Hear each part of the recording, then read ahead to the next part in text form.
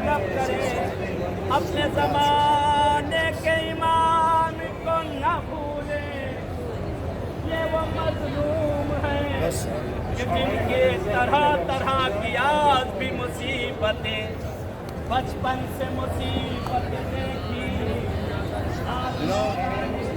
हमने और आपको अपने घर पे मेहमान किया, इससे बढ़कर हमारे लिए और क्या होगा। फिर हम रोया मौला बुला लीजिए, आका अपने पास बुला लीजिए। ले मौला ने अपने घर पे हमें बुला लिया, अपने पास हमें दावत कर दी। इस मासूम की बारगाह में हम और आप पहुँच गए, लेकिन यहाँ पहुँच के कलेजा तड़पता है, दिल तड़पता है जब 10वें इमाम की याद आती है। अल्लाह आपके बच्चों को सलामत रखे, परवरदिगार आपके बारिशों का साया बरकरार रखे। जरा पूछे 10वें आका से, यही घर था, कहते मौला को घर में कैद किया गया। कहते अगर कभी बच्चों का देखने का दिल करता, सामने बच्चे मौजूद न थे, सामने घर था, कहते दिल जब तड़पता था।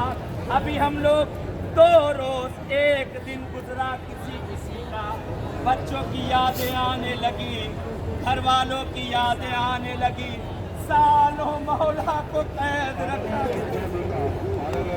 सालों आका को कैद में इस मकाम पे रखा गया। मौला तड़पते रहे, कहते खिड़की के किनारे आते थे, शायद कोई मेरा दरवाजा दिख जाए। रवायतें अजीब है, मलून खिड़की के सामने आकर खड़े हो जाते। कहते मौला मायूस तरफ के वापस आ जाते। यही हाल करबला में भी गुजरा है।